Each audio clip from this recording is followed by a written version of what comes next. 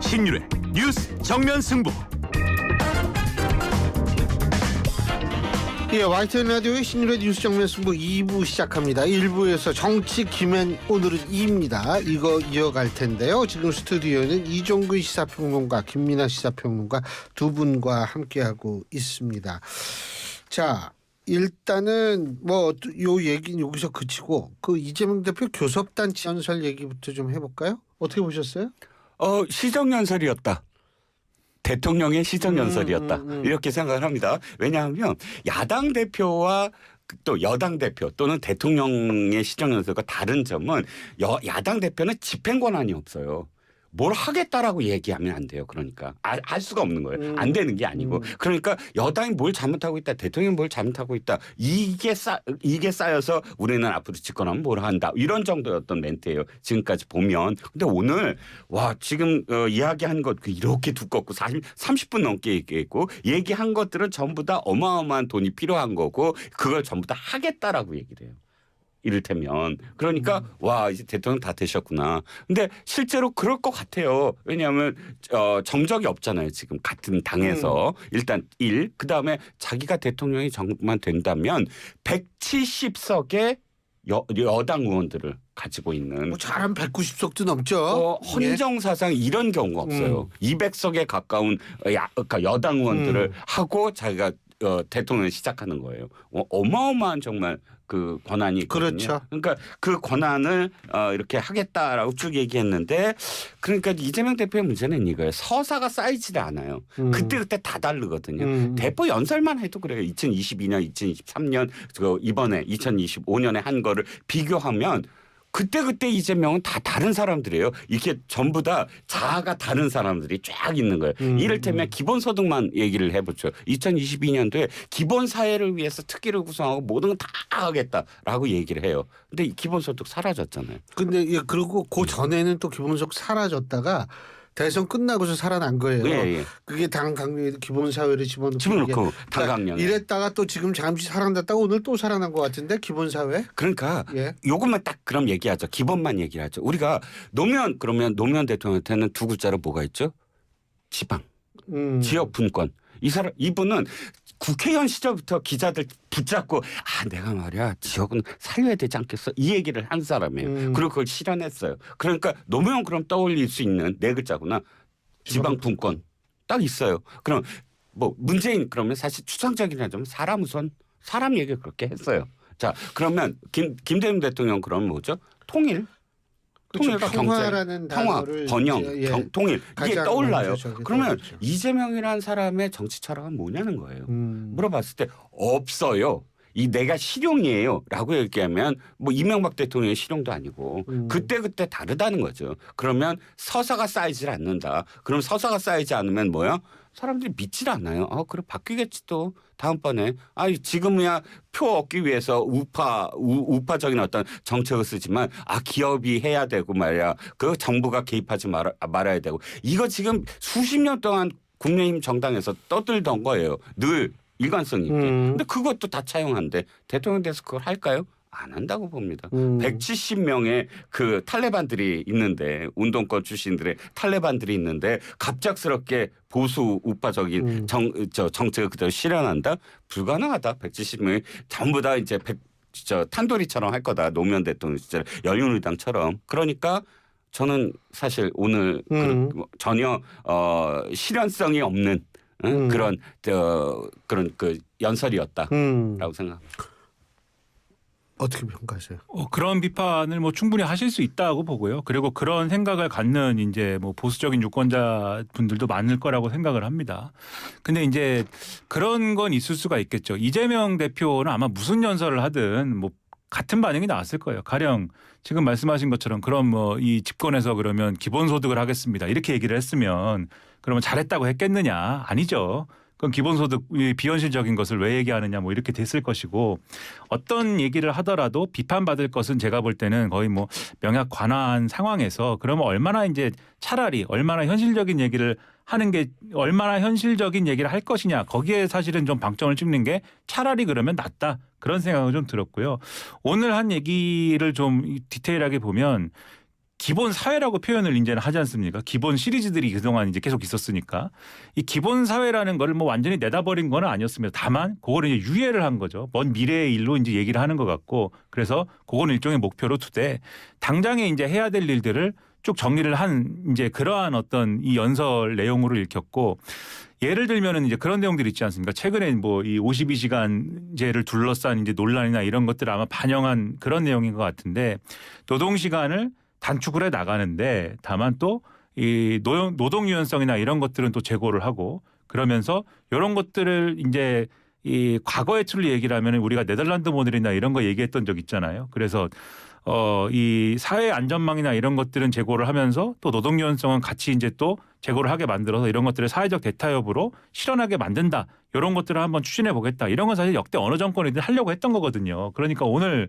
이런 것들을 보면서 받은 인상은 뭐냐면 민주당이 그동안 이제 사실은 보수 정권도 추진했고 진보 정권도 추진했던 것 여러 가지 이제 산업 정책이나 여러 가지 이제 어떤 정책의 틀 중에 윤석열 정권이 하지 않은 것들, 하지 않은 그런 것에 대해서 민주당이 하겠습니다. 이제 이 얘기를 하는 것으로 이제 읽혀졌어요. 다만 그런 것들이 지금 이정윤 평론가님 말씀하신 것처럼 얼마나 이제 신뢰성 있는 걸로 들릴 거냐는 이제 민주당의 남은 과제이긴 하겠지만 지금 상황에서 그럼 민주당이 그 얘기를 하는 것 자체가 그러면 이제 어떤 문제가 있는 전략이냐 저는 그렇지는 않다고 보여졌습니다. 왜냐하면 가령 문재인 정권에서 소득주 성장이나 이런 게 나온 이유는 그 전까지의 보수 정권이 어떤 주류적인 정책을 추진했는데 그런 것들이 효과가 잘 없었던 것 같다. 그러니까 어떤 비주류적인 정책이 필요하지 않을까? 그런 대안이 있습니다. 이런 맥락으로 나왔다고 하면은 지금 윤석열 정권의 경우에는 뭐가 명확하게 어떤 정책적 지향이 분명히 있어가지고 그걸 추진했다. 이런 게 가치는 없었던 거지 않습니까? 그리고 그것이 없었다라는 비판을 사실은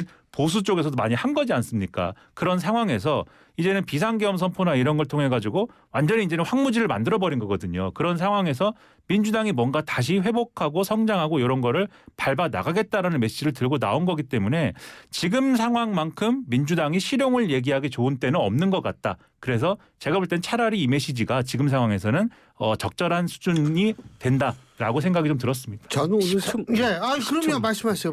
김이나 저 평론님의 말씀을 뭐 반대하는 건 아닌데 다만 이겁니다. 기본을 하지 않았어도 욕을 먹고 얘기를 해도 욕을 먹는다. 근데 그 욕은 굉장히 질적으로 다르다고 생각을 해요. 저는 기본소득과 관련 기본사회에 대해서 반대하는 사람이지만 그러나 그 반대의 토론은 정책적인 토론이거든요. 미래를 어떤 방향으로 갈 건가에 대한 이념적 또는 가치지향적 토론이에요. 그렇기 때문에 그 반대는 전 의미 있다고 봅니다. 공론의 장에서. 근데 그걸 아예 포기하거나 유예하거나 이런 식으로 자기의 정치 철학이 없으면 그 토론의 가치조차 없거든요. 당신은 도대체 뭘 하려고 하는 사람이야 라고 한다면 그건 토론이 아니잖아요. 그냥 비판이고 비난이지. 그러니까 비판이고 비난을 하고 싶지 않고 토론을 하고 싶다. 도대체 어떤 꿈을 갖고 있느냐 어떤 정치 있느냐. 그러면 그 정치는 욕을 먹더라도 이렇게 공론의 장에서 욕을 먹더라도 그걸 갖고 있어야 된다. 노무현 대통령처럼 또는 김대중 대통령처럼. 그런데 없다. 라는 비판을 하는 거죠. 그러니까 저는 같은 비판이라도 질적으로 다르다고 생각을 합니다. 그럼 제가 한마디만 또 덧붙이면은 아까 말씀드렸듯이 기본사회에 대한 비전 자체를 버렸다고 말한 게 아닙니다. 다시 한번 말씀드리지만 오늘 연설문에 보면은 서두가 이제 그걸로 시작을 합니다. 그래서 여전히 의미가 있고 그걸 목표로 한다라고 돼 있지만 뒤에 나온 여러 가지 얘기들은 현실에서 현재에 필요한 것들을 여러 가지 나열을 했어요. 그러면은 요 얘기가 저는 만약에 이 얘기가 정말 말도 안 되고 허황되고 이게 참 의미가 없는 그런 얘기였다라고 하면 마찬가지로 비판을 했을 텐데 저는 이 뒤에 나온 쭉 여러 가지 얘기들도 현실에서 충분히 토론의 대상이 되고 충분히 논할 가치가 있는 얘기들이라고 생각을 합니다. 그러면 제가 생각할 때 국민의힘에서도 이것에 대해서 사실 성실한 답변이 좀 나와야 돼요. 성실한 반응들이 나와야 되는데 지금 다 어떤 반응들이냐. 부도수표다, 뭐 믿을 수가 없다, 뭐 거짓말한다, 뭐 이런 얘기들만 나오지 않습니까? 제가 볼 때 민주당이 최근 한 얘기 중에 가장 성의 있는 얘기예요. 이 얘기가 민주당 이재명 대표가 오늘 한 얘기가 가장 성의 있는 뭔가를 내놨는데 거기에 대해서 다 이렇게 지금 말씀하신 용어를 좀 차용하자면 비난에 가까운 얘기만 하는 것은 제가 볼 때는 정치가 너무 좀 퇴행적으로만 간다는 느낌도 들어서 조금 더 이제 성의 있는 반응을 국민의힘이 해주면 조금 더 업그레이드된 정치가 되지 않을까 이런 생각도 듭니다. 근데 전 개인적으로 어떤 생각이 드냐면 기본소득이요. 핀란드가 실험하다가 그만뒀어요. 중간에. 이거 안 된다. 캐나다 온타리오주가 실험하다가 이거 때려쳤어요. 스위스가 2016년 국민투표 붙였는데 70% 넘는 국민들이 우리 돈 안 받겠다. 부결시켰어요. 지금 지구상에서 기본소득하는 유일한 곳이 어디냐 하면 미국의 알래스카주입니다. 알래스카주는 근데 세금으로 주는 게 아니고 거기 광물이 많아가지고 광물 그 나오는 돈 가지고 펀드를 만들어서 그거에서 주는 거거든요. 자, 근데 제가 궁금한 건 뭐냐면 뭐 세계 최초 되지 말라는 법이 없으니까 하세요. 근데 이건 분명히 해야 돼요. 전 세계 어디에서 기본소득을 실험한 국가 어디에서든 기본소득을 주면 복지를 줄입니다. 그렇다면 지금 이재명 대표 기본사회 뭐 이런 얘기 하는데 전 분명히 좀 듣고 싶어요. 오케이, 기본사회 하시고 뭐 기본소득 하세요. 그 대신에 복지 뭘 줄일 건데. 이게요, 복지는 분명히 줄일 수밖에 없거든요. 그럼 어떤 분야의 복지를 어떻게 줄일 것인지를 얘기를 해야지 국민이 판단을 하는 거지.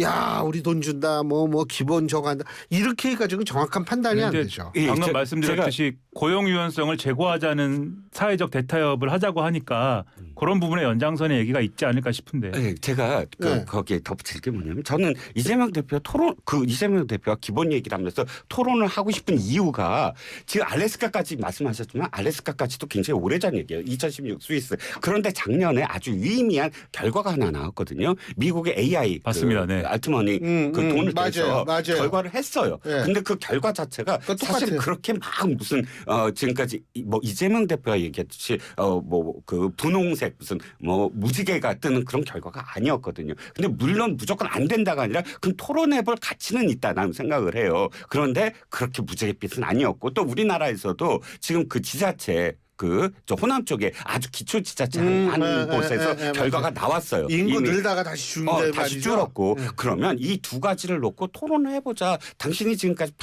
평생이 아니지만 정치인으로서 유의미한 중앙 정치를 했을 때 기본소득에 대해서 그렇게 얘기를 했다면 이렇게 미국에서도 결과가 나오고 우리나라 한번 해봤으니까 이거 갖고 한번 얘기를 해야 되지 않느냐. 이거 데이터는 굉장히 많아요. 이게 서사예요. 제가 보기에 정치인의 서사. 그런데 그때 아니야? 이건 뭐 중요하지 않아 하고 이제 성장을 갑자기 얘기한다. 저는 오늘 얘기한 것 중에 대부분이 민주당 내에서 진성준 적재의 의장 같은 사람들이 솔직히 말씀드리면 이거 아니다 그러고 브레이크를 걸 만한 얘기들이 굉장히 많아요.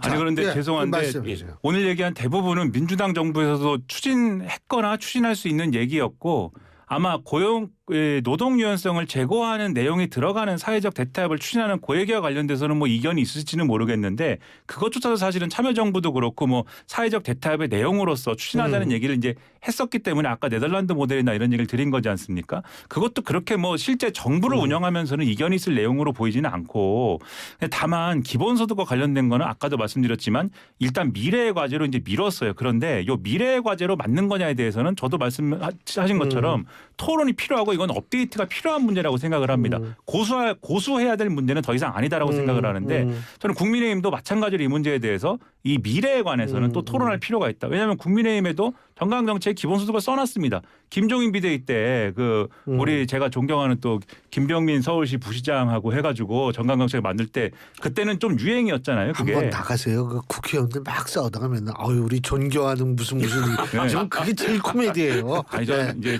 같이 방송하면서 좋은 기억이 많기 때문에 김병민 부시장하고 그때 이제 기본소득을 이제 넣었기 때문에 또 거기도 있어요. 그러니까 기왕 공통분모가 있으면은 토론을 해가면서 또 미래 비전 업그레이드 해가는 것도 필요하지 않습니까?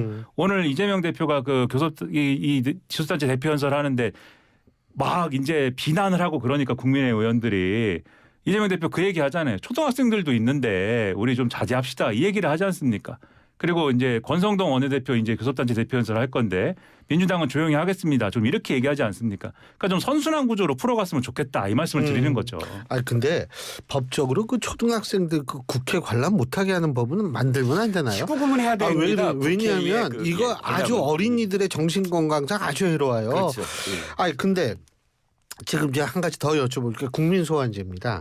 이 국민소환제를 얘기를 했는데 그게 사실 우리가 보면 2018년에 문재인 정권 당시에 문재인 대통령이 개헌을 얘기를 하면서 그거를 얘기를 했었고 제 기억으로는 21대 총선 당시에 민주당이 공약으로 국민소환제를 얘기를 했고요. 20대 대선 때 이낙연 후보하고 이재명 후보 둘이 동시에 국민소환제 얘기를 했고요. 2022년에 이재명 대표가 대표연설에서 또 국민소환제 얘기를 했어요. 이번에 또 얘기했습니다. 어떻게 보십니까? 지금 제가 오늘 본 시정연설에서 느낀 점은 이거예요. 윤 대통령과 참 비슷하다. 윤 대통령의 국정 국정 과제 낼 때 딱 이렇게 얘기했거든요. 핵심적인 어떤 무엇을 하겠다라는 건 안 보이고 전부 다 나열식이어서 제가 늘 지적을 했어요. 왜 이렇게 나열식이냐. 근데 오늘 다 나열식이었거든요. 자, 국민소환제 어저께 예고까지 됐어요. 예. 예고까지 됐으면 이 안에서 좀 서사가 좀 있을 줄 알았어요. 국민들을 설득하고 이건 내가 진짜 해야 된다라고. 근데 딱 5줄 한 문장이에요. 그리고 앞뒤 설명도 없어요. 툭하니. 물론 이게 뭐 앵커께서 말씀하셨듯이 민주당이 이렇게 많은 사람들이 했기 때문에 이렇게 한다라고 얘기를 할지라도 저는 이게 진짜 전형적인 히트앤드런 딱 한번 얘기하고 아니면 말고 저는 계속 이재명 대표에 대해서 불만을 갖는 게 아니면 말고거든요. 2022년, 2023년 오늘까지도 그 대표 연설에서 보면 다 자기가 진짜 액션을 취해서 뭔가 그다음 하고 비난을 받더라도 이거 정말 해야 되라고 설득을 하고 이런 게 아니라 오늘도 이 비중이 딱 한마디예요. 한 문장에서 딱 끝나버렸어요. 그러니까 비판을 받는 게 이겁니다. 2023년도에 국회의원의 그 특권을 내려놓으신다고 했고 불체포 특권 내려놓으시라고 했는데 이것도 똑같이 될 거죠? 라고 비난을 받는 게 딱 그 되풀이거든요. 국민소환제? 그러면 국민소환제를 하려면 이 민주당이 지금까지 뭘 하고 있었느냐. 국민소환제와 관련돼서. 또는 앞으로 무엇을 할 것이냐. 이거에 실용적으로 보여줘야지 갑자기 한마디 딱 하고 아니면 말고 이게 아니겠습니까? 그러니까 국민소환제가 상당히 이게 쉬운 문제는 사실은 아니거든요. 비례대표 어떻게 할 거예요? 제가 맨날 그렇죠. 얘기하잖아요. 지역구는 주민투표 한다고 그러지만 비례대표 국민투표 할 겁니까? 그렇죠. 그러한 이제 기술적인 문제도 있거니와 그리고 이게 사실 국민 입장에서는 일반적으로 국회의원들 한심한 사람들 많다. 국회의원들 일 안 한다. 세금 도둑이다 해서 국민들이 소환하는 그러한 것들이 있었으면 좋겠다라고 하면 마음이 좀 시원해지는 측면도 있지만 그리고 사실 저도 이제 어떤 경우에는 국민소환제 필요해 이런 생각도 하지만 맞아요. 그러나 이게 오늘날 같이 양극화된 사실 정치에서는 그게 공격 수단이 되죠. 그렇죠. 이게 사실 그러지 않아도 소위 문자 폭탄이다 뭐다 해가지고 그것 때문에도 사실 이게 정치 악영향이 있지 않느냐라고 하는 판국에 이게 제도로까지 어떤 국민소환이 가능한 제도가 도입된다고 했을 때 이 일반적인 정치권 그리고 우리 국민들이 기대하는 그러한 어떤 좋은 효과보다는 이게 좀 나쁜 효과가 훨씬 더 크지 않을까라는 그러한 우려가 드는 것도 사실입니다. 그래가지고 사실 이론적인 것들을 따져보면은 이게 좀 더 검토가 필요한 제도 아닌가라는 생각이 좀 드는 게 사실이거든요. 그래서 그러한 검토를 충분히 하고 좀 던진 얘기인가라는 것에 대해서는 상당한 의문이 있습니다. 그래서 추가로 좀 검토를 했으면 좋겠고 만약에 이거를 정치적인 어떤 수단으로서 좀 어떤 돌파를 하는 거리로 쓰는 거냐라고 하는 점에 있어서는 그럴 수도 있겠죠 정치인이. 친한계의 반응이 재밌는 것 같아요. 친한계 쪽에서 바로 뭐라고 하냐면은 환영한다. 당원소환제 환영한다. 당원소환제 1호는 이재명 의원 본인이다 이렇게 반응하지 않습니까? 만약에 이게 의지를 가지고 정치적인 돌발거리로 쓰려고 하면은 저는 이재명 대표가 그러시라라고 하는 것도 좋은 방법이다 그러면 그렇게 해라 그러면 제도 도입하면은 이재명 당원 소환 의원 소환제 1호로 국회의원 소환제 1호로 해도 좋다 이렇게 치고 나가는 것도 좋다. 근데 다만 이제 제도적인 합리성에 대해서 앞에 말씀드린 것처럼 좀 검토가 필요한 거 아니냐라는 좀 그런 의구심이 좀 듭니다. 지금 말씀하셨지만 국민소환제 한 나라들이 많습니다. 근데 사실은 우리가 선진국이라고 얘기할 수 있는 나라는 딱 2나라 정도입니다. 영국하고 대만이요. 근데 이게 여러분 헷갈리시면 안 돼요. 미국도 한다. 천만에. 미국은 주 단위에서 합니다. 그러니까 우리의 주민소환제. 우리 지방자치단체장 하잖아요. 미국이 우리 같은 수준이고 영국하고 대만인데 영국식 국민소환제는 우리 이미 하고 있습니다. 왜냐하면 영국은 주민들이 이 모여가지고 그냥 소환하자 그럼 그걸로 끝이에요. 투표도 없어요. 근데 왜 그러냐 하면 그러니까 대법원 같이 우리나라식으로 그러니까 범법을 한 의원이 최종 판결로 유죄가 판결이 되면 우리나라는 자동으로 배치가 떨어지잖아요. 근데 영국은 뭐냐면 그때 소환을 안 하면 월급 계속 받을 수 있어요. 이러니까 이제 영국식으로 이제 그런 식으로 하는 거고 대만은 좀 물론 다릅니다만 이게 그래서 이 국민소환제도 사실 외국에서 그렇게 생각보다 많이 하는 국가, 그러니까 아프리카 대표적인 국가 뭐 에티오피아라든지 전 뭐 이 나라에 있어서의 정치는 불안하지만 이 나라가 뭐 문제가 있다거나 이런 의미는 전혀 아닙니다. 근데 에티오피아라든지 뭐 카자흐스탄이라든지 이런 쪽에서는 국민소환제가 있는데 이게 그렇게 흔한 제도는 아니라는 말씀을 드리려고 한 거예요. 아 그리고 명태균 특검법 뭐 이거 어떻게 보세요? 예? 아니 왜냐하면 네. 일본에 대해서 관심이 사라졌어요. 이게 예. 제일 뜨거웠던 분인데. 그렇죠. 예? 저는 명태균 특검법이 솔직히 말씀드리면 굉장히 바람직한 방향으로 가야 된다라고 생각해요. 그러니까 이 현재 어떤 법의 문제가 아니고 왜냐하면 명태균이라는 사람이 던져준 화두는 굉장히 큰 화두거든요. 이게 물론 명태균이라는 이 브로커 같이 해서 이쪽 국민의힘에 어마어마한 많은 선거에 개입했다고 하지만 제가 들었을 때 사실 그걸 처음 접했을 때 민주당의 많은 정말 업체들이 떠올랐거든요. 그러니까 인터넷 매체를 갖고 이쪽에는 무슨 여론조사를 갖고 양쪽을 가지면서 특정 지방자치 선거 때마다 활약을 하는 몇몇 개 제가 기억나는 꽤 오래 전부터 기억나는 그런 사례들이 있어요. 민주당에서도 거기에 대해서 사실 이게 참 문제가 많다라고 이야기한 적도 많고 물론 국민의힘은 역시 명태균 씨 이외에도 많아요. 그러면 양쪽 다 이런 식의 어떤 관행을 이제 깰 수 있는 그런 화두가 전 명태균 이번 사건으로 좀 던져질 거라고 생각을 했거든요. 그러려면 민주당도 여기에 이번 기회에 흔들어보자. 국민의힘을 흔들어봐갖고 국민의힘의 어떤 선거마다 이러이러해서 특정 그런 이번 잠재적인 대선 후보를 겨냥해서 꽃놀이패처 죄송합니다. 이런 표현은 쓰면 안 되지. 처럼 가질 게 아니라 이거 정말 국민의 힘을 좀 설득을 해서 우리 좀 더 이 정치적인 어떤 업그레이드 되는 시스템을 만들어보자. 이렇게 하면 상당 부분 저는 국민의힘이 할 말이 없어질 것 같아요. 어떻게 보세요? 1분. 저는 국민의힘이 이 김건희 여사와 관련된 특검이든 이 명태균 씨 관련 특검이든 좀 어느 정도 놔줘야 되지 않나 이제는.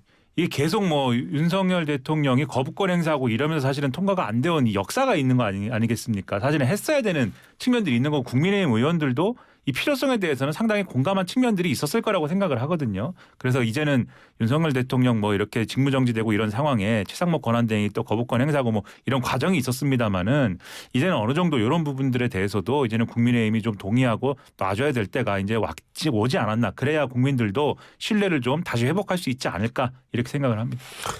저는 명태균 씨 하면은 황금폰. 근데 이종근 평론가님하고 저하고 나이가 동갑이에요. 어렸을 적에 황금박쥐라는 만화 기억하시죠? 너무 좋아하죠. 예, 황금박쥐. 갑자기 황금폰 하면 자꾸 그게 생각이 나가지고 저는 어쨌든 좀 이게 어릴 적도 이렇게 생각하고 아주 그런 역할도 한다 이런 생각이 드는데. 자, 오늘 두 분 말씀 여기까지 듣겠습니다. 고맙습니다. 감사합니다.